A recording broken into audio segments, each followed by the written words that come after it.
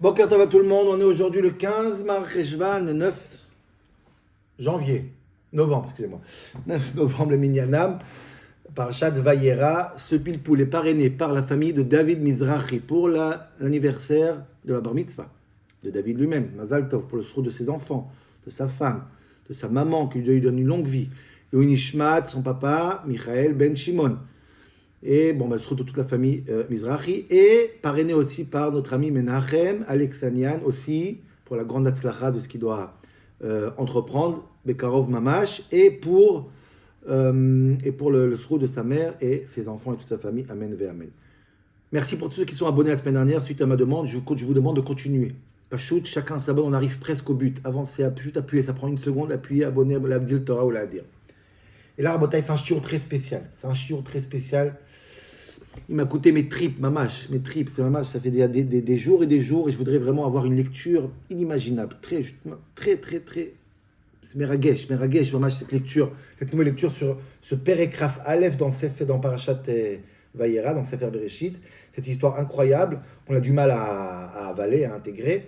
Je voudrais la lire avec vous, et je vais vous demander encore plusieurs fois de lire d'abord tout ce Perek sur un chumash bleu, ou blanc, comme vous voulez, avec les commentaires, au moins Rashi, à voir bien cette lecture, parce que ça va être une révolution, ça va être une autre lecture incroyable et tellement pédagogique et chinouchique par rapport à nos enfants.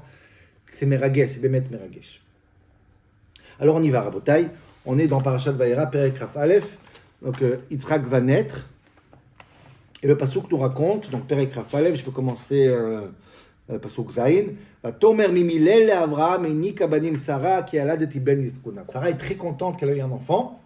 Ok, donc j'avance vite dans les psukim parce que encore une fois, j'espère que vous avez déjà lu les psukim. Vaigdal ayeled veigamal. Donc Yitzhak va grandir, il va être sevré, je pense on dit en français, c'est-à-dire il va se déconnecter de ses parents, il va arrêter de les allaiter, sa maman, donc il va être indépendant quoi, plus ou moins. Il a 2 ans à ce moment-là, 24 mois, c'est le temps où on arrête d'allaiter. Avraham il fait mishte gadol biyom igamel et Yitzhak. Suite à ça, Sarah voit que le fils de Hagar, donc Ishmaël, il fait des bêtises avec Yitzhak, elle s'énerve, elle tombe à l'Abraham, Garesh Amazot, expulse-moi cette Ama, cette servante avec son fils, qui lo yirash, tu veux pas qu'il... Parce que Alev ira d'avoir, mais od beina Avraham, Avraham est très triste, comme Adodot Beno, quoi, mon fils à moi, c'est un rachat, Hashem Ishmor Viatzil. Yomer Elohim el Avraham, Dieu dit à Avraham, al yira beinecha lana v'lamatecha, t'inquiète pas. Tout ce que te dit Sarah, écoute, Hirachi. Sarah, c'est la plus grande de tout, la plus grande des plus grandes. Gdola beneviut plus qu'Avraham. Écoute bien ce que dit ta femme. Shma bekola. Ki be Yitzhak ikarel chazera. C'est Yitzhak qui va être ton zera. Et par contre, t'inquiète pas, Ishmael aussi, il sera une grande nation, ne t'inquiète pas. Mais écoute ta femme, jette-le. Comme Avraham baboker, Avraham se réveille, il prend du pain, il prend de l'eau, il met Ishmael sur le dos de Hagar, et oups, ils arrivent dans le désert, l'eau c'est fini, tout le monde connaît l'histoire, elle jette l'enfant, elle se met loin, elle ne voulait pas voir la mort de l'enfant, il y a un magnifique rachar hirsch que je vous invite à lire ici, il commence à pleurer.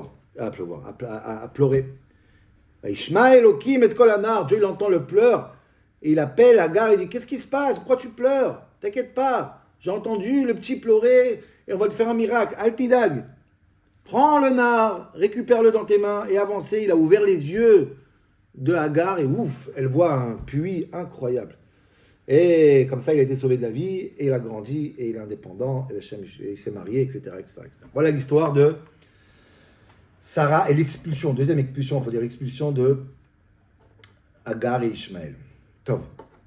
Cette histoire est très très difficile à mâcher. Pour plein de raisons. On a beaucoup de questions sur l'attitude de Sarah. On a fait un shiur dessus déjà. Pardon. Ok, c'est bienveillant, c'est pas bienveillant. Je vous invite à regarder aussi, je mettrai sur le groupe Bineder un article, un mamar incroyable du Rav, de Elie Wiesel dans son livre Mishnah Mikraït, où il a tout un article sur toute cette histoire-là. Et ce qui est intéressant, c'est qu'il prend chaque personnage, tous les protagonistes, c'est-à-dire Abraham, Sarah, Hagar, Ishmaël et le bon Dieu, et il donne 2 visions sur chacun. Une bonne vision, une mauvaise vision. Elle a raison, elle n'a pas raison. Ishmaël a raison, il a tort. Abraham, il a raison, il a tort. Vraiment, c'est Dieu Elie Wiesel craché. C'est passionnant. Pour une lecture, c'est passionnant. Ça lui ressemble à son idée, donc je vous laisse le découvrir dans son livre à lui. Quoi qu'il en soit, l'histoire, elle est claire. L'histoire, elle est claire. J'ouvre une autre parenthèse, Rabotai. C'est un chiour très très important. Maman, c'est un grand chiour. Très très important. J'ouvre une autre parenthèse. J'ai envie de vous dire avec un exercice intellectuel assez original que je mettrai aussi sur le groupe Blineder avant Shabbat. Je sais de m'enregistrer pour vous dire qu'en réalité, il y a pas mal de questions autour de cette histoire de Ishmaël ici et Sarah et l'expulsion qui font en sorte qu'on peut dire dans un pshat, mais vraiment pshat, plus pshat que Rashbam, qu'on peut essayer de dire comme ça qu'en vérité, Ishmaël n'a jamais été expulsé. Sarah n'a jamais demandé de l'expulser et Abraham n'a jamais expulsé Ishmaël, c'est un autre enfant. Ça sort de plusieurs questions, dont une, c'est que le nom d'Ishmaël n'existe pas dans cette histoire. Il y a le fils de le gosse, le fils, il n'y a pas le nom d'Ishmaël.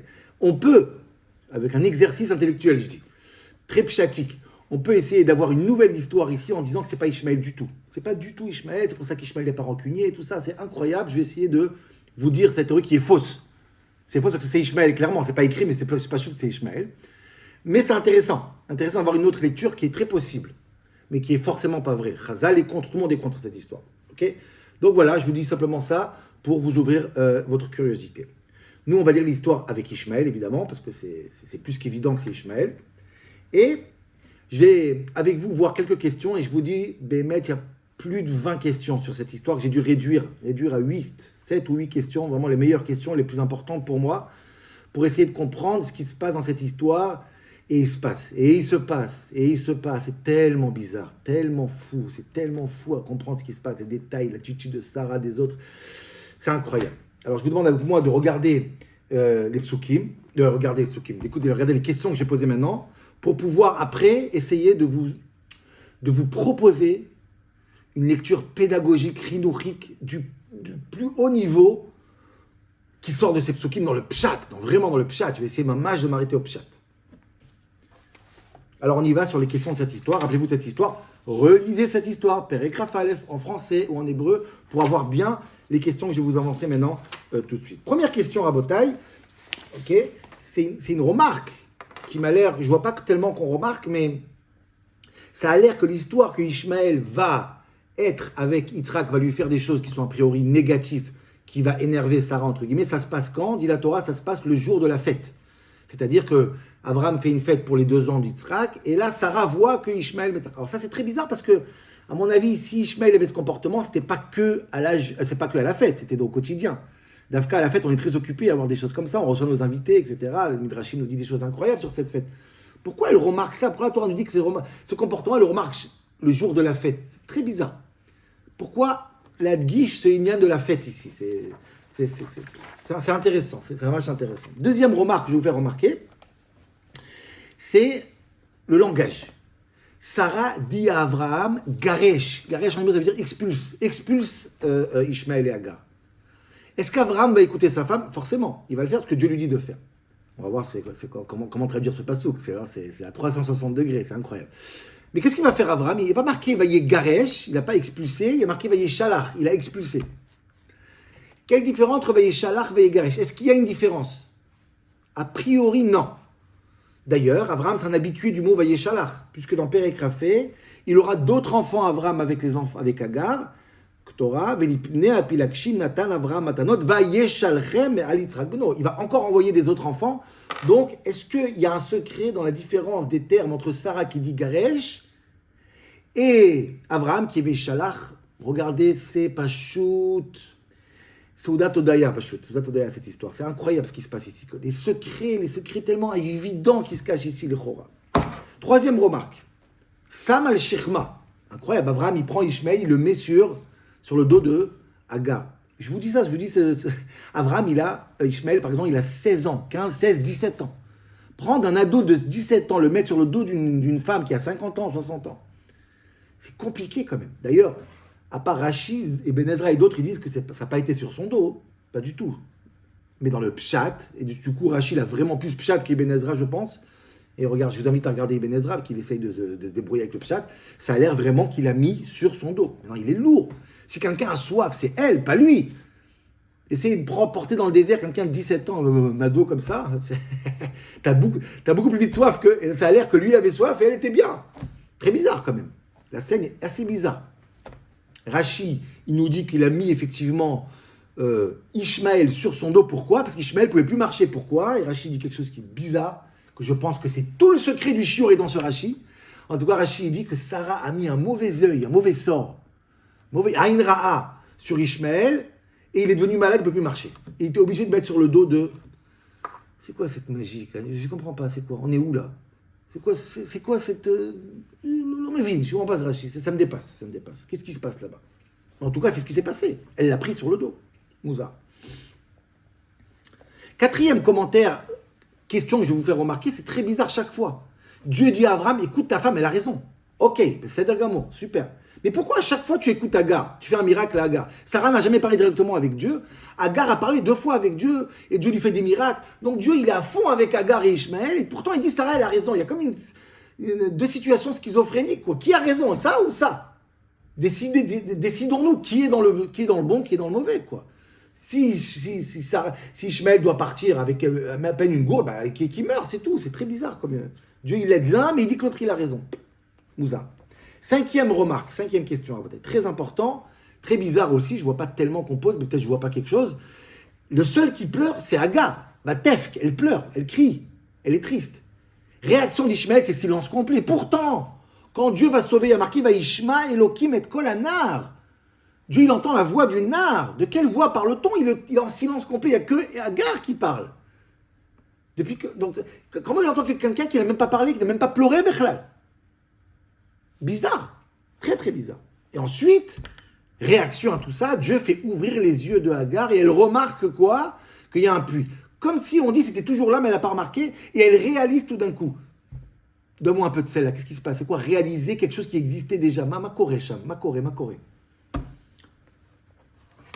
Ok? Et dernière remarque, qui m'a l'air incroyable pour Ishmaël, mais vous savez ce que je pense sur Ishmaël, okay, c'est quelqu'un de bien. Effectivement, à la fin de sa vie, la Torah nous dit qu'ils sont venus père écrafé, Ishmaël banav el marat amarpela. Ishmaël est revenu enterrer son père avec son frère Yitzhak dans une bienveillance et dans une harmonie incroyable avec sa famille, sans aucune rancœur. Ishmaël n'est pas rancunier, contrairement à Esav et d'autres. C'est très bizarre. Nos sages sont tellement choqués par ça qu'ils disent « Ah, il a fait tchouva. Okay? » Et vous savez que nous, on dit qu'il n'y a pas de tchouva à faire parce qu'il n'a jamais fait d'avérote dans le pshat, hein, comme je vous invite à regarder le shiur de l'année dernière. Donc, en fait, il a été expulsé, il vient avec une bienveillance, il n'est pas du tout rancunier. Makara. Pourquoi? Naron, c'est Sarah qui a forcé, mais Abraham n'a pas été tendre, il a donné à peine une gourde. Regardez aussi les Ben Ezra là-bas, combien il a donné. Ben Ezra, il pense qu'il a donné de l'or aussi. Mais dans le pshat, il a donné un peu d'eau qui n'a même pas servi, qui n'a même pas aidé, grand-chose. Un peu, quelque chose. Dis quelque chose à ton père, pourquoi tu as fait ça? Bon, Maniel. Donc cette histoire, elle est vraiment Omer et Darsheni. Je voudrais bien qu'on comprenne cette histoire. Et vous savez pourquoi elle est importante, cette histoire aussi? Parce que ni moins ni plus, on va lire cette histoire de Perek Rafalef, le Guirouche, l'expulsion d'Ishmaël et sa maman, on va le lire le jour de Rosh Hashanah. Le premier jour de Rosh Hashanah, c'est la lecture de Kriyat Torah. C'est incroyable. Alors c'est vrai, il y a une phrase là-bas qui dit « Sherusham, Vaishma Kolanar » Dieu a entendu l'enfant pleurer, donc Dieu entend Rosh Hashanah, l'enfant qui pleure, etc. Et il ne juge pas les avérotes. Ok, il ne manque pas des passages dans le Tanakh où Dieu il entend des enfants pleurer et il sauve.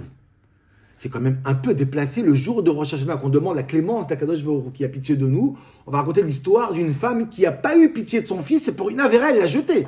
Si Dieu se comporte en Sarah, on est dehors. On est mort, il n'y a pas de Sefer HaChaim ici.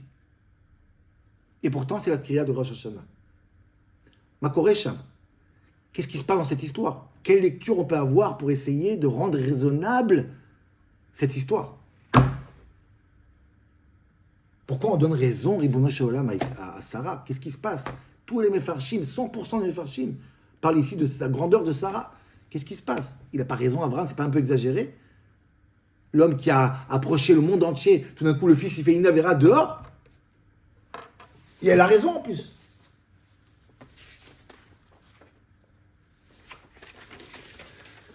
Et là, Rabotai, je vous invite à venir avec moi, et à essayer de comprendre. Encore une fois, je vous dis, c'est incroyable, une nouvelle lecture, mais qui va passer par 3 choses que je vais vous dire d'abord. Comme cette lecture que je vais vous lire, elle va être dans le pshat, je voudrais remettre au point 3 choses pshatiques dans les mots en hébreu, comprenez bien l'hébreu, pour pouvoir avoir cette nouvelle lecture qu'on va proposer dans quelques minutes. 3 choses. Première chose, je voudrais vous faire remarquer qui est Ishmaël dans le pshat. La Torah nous donne une définition quand il va naître Ishmaël, Vehu Iye Péré Adam. Ishmaël, c'est un Péré Adam. On a eu un chiour dessus, c'est pas péjoratif. Péré Adam en hébreu, ça veut dire un homme brut, non formé, non moulé, brut, l'homme du désert. Ça, c'est Ishmaël. Et c'est important que vous le sachiez, vous le mettez au fond de votre tête, parce que ça, c'est la définition même d'Ishmaël. L'homme du désert, l'homme de la forêt, l'homme qui n'a pas d'éducation, l'homme qui est encore une pierre brute. Moi, je pense une très belle pierre, mais qui est brute. En tout cas, ça, c'est la définition, Péré. On dit Chabor Péré. Quelqu'un qui n'est pas encore éduqué. La matière sans Romer Blitzora. Donc ça, c'est le premier point que vous mettez au fond de la tête. Vous le notez. Ça, c'est Ishmaël. Deuxième point que je voulais faire remarquer par rapport à la question, en hébreu, la différence qu'il y a entre Garesh et Shalach. Important, très important. Quand tu veux savoir en hébreu la différence entre expulser Garesh ou expulser Shalach, comme dit Rabbi Tzadok HaKohen, on dit chaque fois, il faut aller voir la première fois que la Torah en parle. Je pense que la première fois que la Torah elle en parle, c'est facile, c'est dans le Gan Eden. Dieu, dans Perek Gimel, dans le Gan Eden, il va renvoyer Adam Arishon. Regardez Perek Gimel, Pasuk Rav Gimel, va Yeshalcheu Hashem Elokim Gan Eden. Dieu va renvoyer Adam Arishon du Gan Eden, la Avod et Adama Shalokach Misham, et le Pasuk d'après, va Yigaresh et Adam. Donc on a les deux expressions. Alors, maintenant on a deux expressions. Est-ce qu'on peut voir ici le secret de la définition claire, la différence entre les deux expressions? Évident, c'est exceptionnel. Quand tu dis va Yeshalcheu, tu le renvoies, c'est une shlichut. C'est quoi une shlichut? Ça veut dire que il y a l'endroit qui est ici, et ça, je t'envoie moi, je t'envoie Adam Arishon, je t'envoie là-bas. Pourquoi? Parce que tu as une mission là-bas. Tu as un boulot à faire là-bas. Pas parce que tu n'es pas voulu ici, mais parce que tu as un travail à faire à l'extérieur. Vaïshalcheu Hashem Elohim Gan Eden, la avodet Adama Shalukach Misham. Tu as un travail à faire là-bas, donc je te renvoie. Parce que tu as du boulot. Ça, c'est shlichut.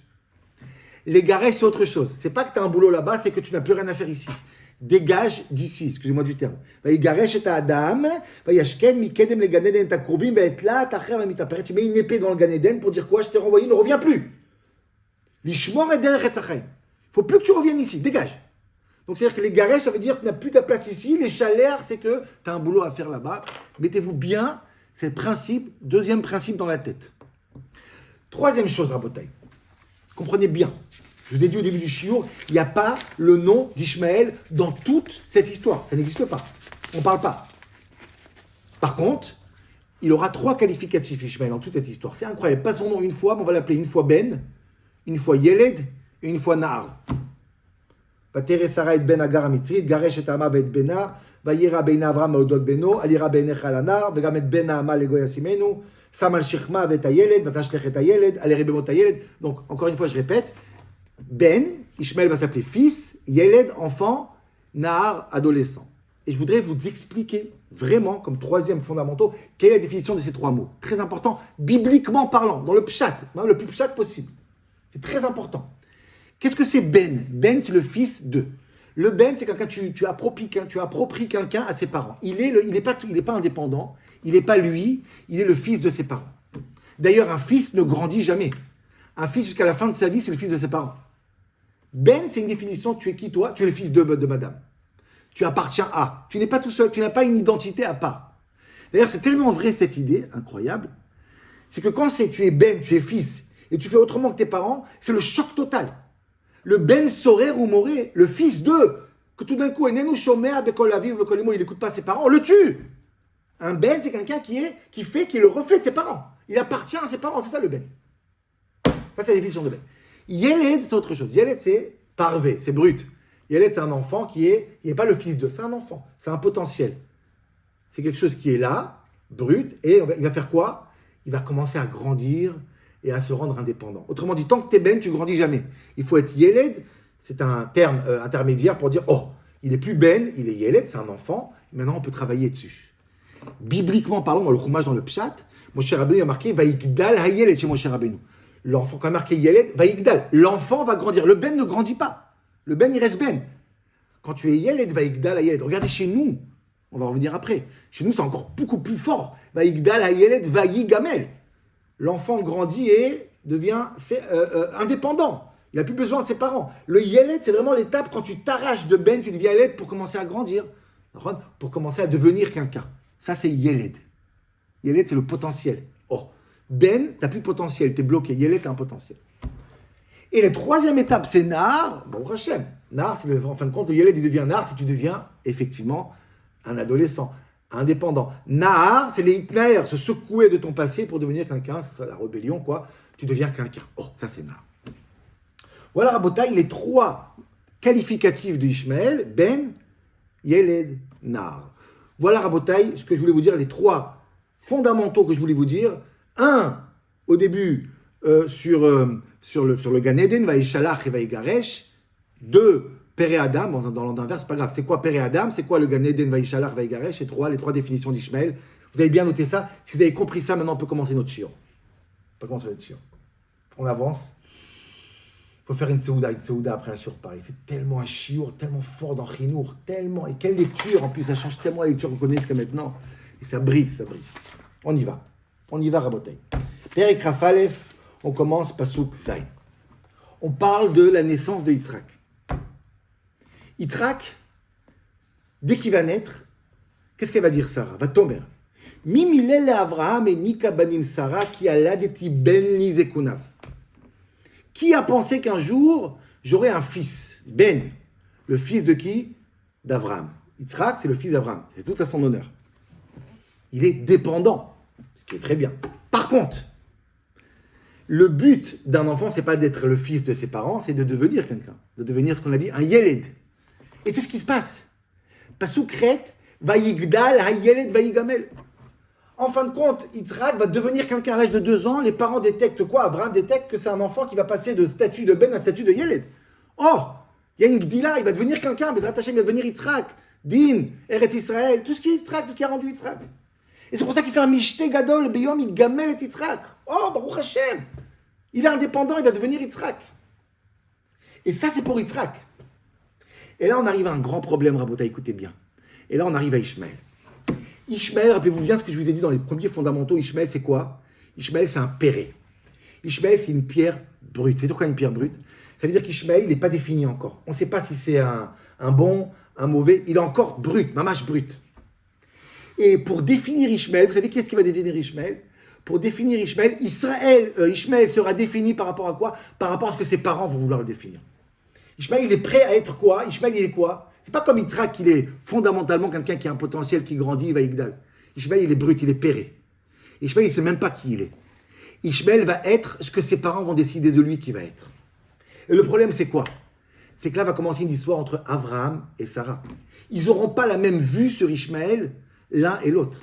Sarah va penser que Ishmaël ne sera jamais un Yeled. Il va rester toujours Ben Hamitzrit, Ben Hama. Sarah pense qu'Ishmaël est le fils de la servante pour l'éternité. Va terrer Sarah et Ben Hagar Amitzrit. Il n'a même pas de nom Ishmaël. C'est le fils de Hagar Amitzrit. Asher Yaldal Avraham et Tzachek.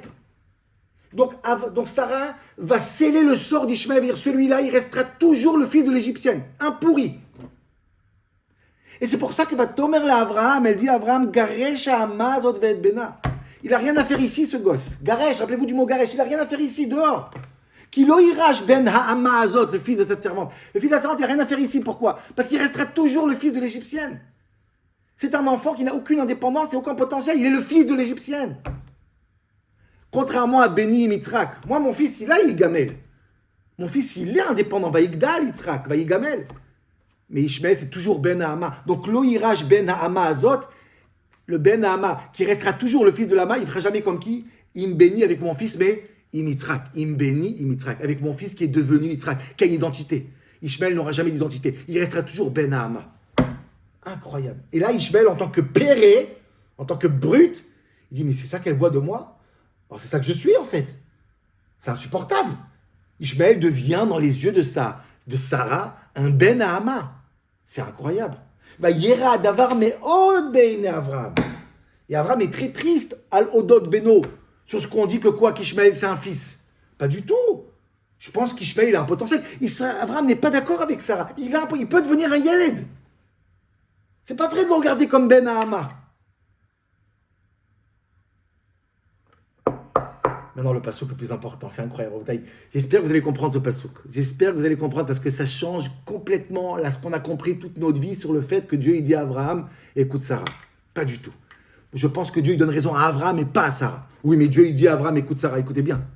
Yomer Elohim el Avraham. Dieu il dit à Abraham, Al yera be'einecha ala na'ar ve'ala matecha. Ne t'inquiète pas sur le nar. C'est pas un ben ton fils, c'est un nar.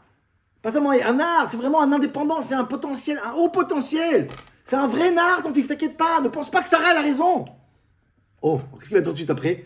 Kol asher tomar elecha Sarah shma bekola. Écoute Sarah, écoute Sarah. Sarah, elle a raison. Sur quoi elle a raison? Sur le fait qu'il faut expulser Ishmaël. Vous savez pourquoi? Parce que tant qu'il reste avec Sarah, il ne sera jamais un nar. Écoute Sarah et expulse-le. Pourquoi? Pas parce que Sarah a la raison. La seule chose que Sarah a la raison, c'est quoi? C'est qu'il faut se séparer. Pourquoi? Parce que Sarah, elle est dangereuse pour lui. Donc elle a raison malgré elle, Sarah. Dieu dit à Abraham, écoute, si tu veux qu'il devienne nar, cet enfant, écoute Sarah, jette-le de Sarah. Sarah, elle a scellé son sort. Sarah, elle ne voit pas dans lui un potentiel, ni un yéled, ni un nar. Écoute Sarah et jette-le, sépare-le. Il n'y a que comme ça qu'il pourra devenir quelqu'un, cet enfant. Ki be-Yitzhak yikareh lecha Zara. Yitzhak, il peut rester chez Sarah. Pourquoi? Parce qu'Yitzhak, elle voit. Sarah, elle voit dans Yitzhak un potentiel. Mais Ishmael, il est obligé de partir. La preuve, prochain pasouk, Vegam. Pas seulement Yitzhak. Si tu veux qu'Ishmael devienne comme Yitzhak, Yitzhak, il reste chez sa mère. Mais Ishmael, pour devenir Yitzhak, il a besoin de partir. Pourquoi? Vegam et Ben Hama, s'il part, le fils de la Hama, ce Ben Hama, là, que tout le monde le prend pour un Ben, surtout Sarah, les goy asimenu kizarachao. Il deviendra quelqu'un. À condition que tu écoutes Sarah, pas dans son analyse, mais dans sa demande. C'est-à-dire, effectivement, Sarah elle a raison. Jette-le pour pas qu'il soit sous Sarah en vérité. Je ne sais pas si vous comprenez la folie de ce passouk. Dieu dit à Abraham, écoute, elle a raison, Sarah, jette-le. Mais pas parce que Sarah elle a raison sur Ishmael, elle se trompe complètement sur Ishmael. La seule chose qu'elle a raison, c'est quoi? C'est qu'Ishmael ne pourra pas devenir Ishmael tant que Sarah est dans sa vie. Après, je ne juge pas qui a raison. Mais Dieu il dit à Abraham, si tu veux rendre quelqu'un Ishmael, tu veux le rendre nar, écoute Sarah, jette-le. Elle a raison. Elle est le plus grand problème pour Ishmael, c'est elle. Parce qu'elle a défini le fils comme un ben. Et quand les parents définissent le fils comme quelque chose, le fils n'a aucune chance d'en sortir. Il faut dégager. Dehors. Continue, regardez, c'est pas fini, c'est incroyable. Vayashkem Avraham baboker. Abraham se réveille le matin, vayikach lechem vechemat vadim, vayiten el hagar. Qu'est-ce qu'il fait? Il a raison, il faut sortir. Ishmael, quitte Sarah. Tu vas jamais devenir quelqu'un tant que tu es chez Sarah. Sam al-Shichma ve'et ha-yeled. Tout d'un coup, il est plus ben, il est yeled. Oh, enfin, va sur Sarah, va sur son dos. Va avec Agar. Quitte Sarah, tu vas devenir un yeled. Et qu'est-ce qu'il fait? Va yeshalchea. Rappelez-vous, Sarah, elle veut l'expulser parce que Sarah dit, il n'a rien à faire ici. Mais elle se trompe, Sarah. Il ne faut pas l'expulser parce qu'il n'a rien à faire ici. Il faut l'expulser, pourquoi? Parce qu'il a une shlichut. Il peut devenir, lui, l'endroit où il va aller. Dans le désert, le père Adam, il va devenir quelqu'un dans le désert. C'est là-bas qu'il va devenir quelqu'un. Pas quand il est sous Sarah. C'est pour ça que Sarah a raison. Jette-le de Sarah parce qu'il peut devenir Ishmael, réellement un nar, dans le désert. C'est là-bas qu'il va devenir quelqu'un.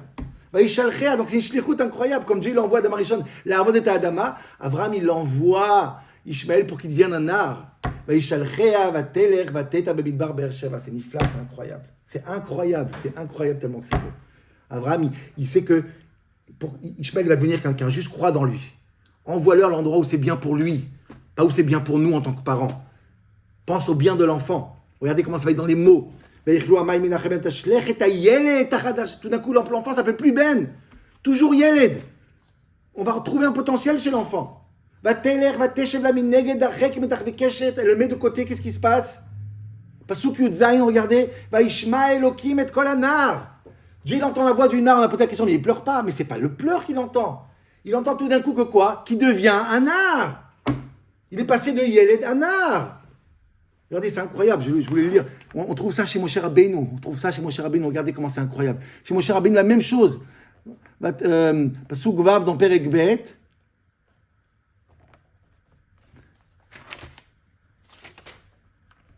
Elle ouvre la teiva de Moshe. Elle voit l'enfant. Nar. Un enfant est devenu nar. Seulement crois dans l'enfant. Seulement détache-le de ce qu'il a réduit, c'est-à-dire l'œil de sa mère. Terrible ce que je dis. Et tout d'un coup, Ishmael est un nar. Oups, il y a une voix de nar qui sort. Oh, Baruch Hashem, Ishmael sauf. Vayikra malach Elokim el Hagar, malach Hagar, al tirig shama Elohim et kol hanar, n'ayez pas peur. J'entends ce nar. Ba'asher hu sham. Écoutez bien. Ba'asher hu sham, pas ses parents. Je vois le nar comment lui il est, pas comme il est conditionné dans l'œil de ses parents, de sa mère. Ba'asher hu. Il va devenir grand ce Ishmael. Koumi, c'est i est un nar. Prenez-le dans la main, pas. Maintenant, prenez-le dans la main. Il est indépendant. Arziki et yaderbo. Qu'il est goy gadol, pas sur le dos, prends-lui par la main, parce qu'il va devenir un goy gadol, ce potentiel incroyable. Il ouvre ses yeux et elle voit, on a demandé la question, mais il ouvre. Elle a réalisé ce qui était toujours là en fait. Qu'est-ce qu'elle a réalisé? Tu réalises qu'en vérité, si tu as un œil positif sur ton gosse, tu réalises qu'il a toujours été exceptionnel le gosse. C'est toi qui a raté, c'est pas le gosse qui est raté, c'est toi qui regardes mal le gosse. Ouvre bien les yeux, tu vois, les gosses ils sont incroyables. Arrête de figer ton gosse, arrête de lui mettre une étiquette. Garesh et ta ama, elle a raison Sarah, jante-le. Pour qu'on puisse, pour lui donner une shlichut, pour qu'il puisse vous dire lui-même en vérité. Donc Sarah elle a raison malgré elle, c'est incroyable. La tâche qui est un nar. Vayehi Elokim est un nar vayigdal. Il s'appelle que nar maintenant. Incroyable, c'est incroyable. J'ai la chair de poule quand je dis ça. Ça, c'est ce qui se passe dans Parashat, dans Perek Raf Aleph. Vous voulez que je vous dise d'où j'ai pris tout ça? D'où ça sort tout ça? En vérité, Rashi, il a raison. Sans qu'il pensait, Rashi, il a raison. Qu'est-ce qu'il dit Rashi? Quand ils ont pris l'enfant, quand on prend l'enfant, on le met sur le dos de Hagar. Qu'est-ce qu'il dit Rashi? Rappelez-vous. Quand on a mis l'enfant sur le dos. Dit Rashi, ce que Chazal ils disent, rappelez-vous de ce Rashi hallucinant. Sarah, elle a eu un mauvais œil, qu'est-ce qui s'est passé? Il ne pouvait plus marcher, c'est pour ça qu'on l'a mis sur le dos de sa mère. Regardez comment il faut lire ce Rashi. C'est quoi le mauvais œil? On dit, c'est quoi? C'est un sort? Sarah l'a mal regardé avec un mauvais œil. Qu'est-ce qui se passe quand une maman elle regarde son fils comme déjà avec une étiquette? Lo yachol eler berga, il ne peut plus marcher, c'est fini, il n'est plus indépendant. Il est ce qu'on fait de lui. Pour qu'il devienne indépendant, il faut le shlichut dehors. Tu lui fais confiance, et là tout d'un coup il prend des pieds, et là Hagar peut le prendre par les mains. La pire des choses en tant que parent, c'est quoi? C'est de décider, de mettre l'autocollante, de dire ça c'est mon fils. Ça, et là il devient ben. Il ne pourra jamais être yeled et être nar. Ça devient un ben, maximum ben sorer ou moré. Donc Avraham il a raison ici. Et c'est Avraham qui a raison. Et c'est ça qu'on apprend en Rosh Hashanah, Rabotai. C'est ça la vraie tchouva en vérité. La vraie tchouva de Rosh Hashanah, c'est de dire, malgré qu'on te dit toujours, tu vas jamais faire tchouva, tu es comme ça, sache-le que tu peux être un yeled et recommencer à zéro. Un père et Adam qui se remet à une renaissance. À nouveau, un nouveau yeled, un nouveau potentiel. Avec des pieds qui marchent. Ba'asher Husham, comment tu es maintenant actuellement, on s'en fout, on t'approprie. T'es pas le ben 2. T'es pas le fils de cette situation. Tu es quelqu'un de nouveau. Ça, c'est la grande Kriyat Torah de Rosh Hashanah. Voilà.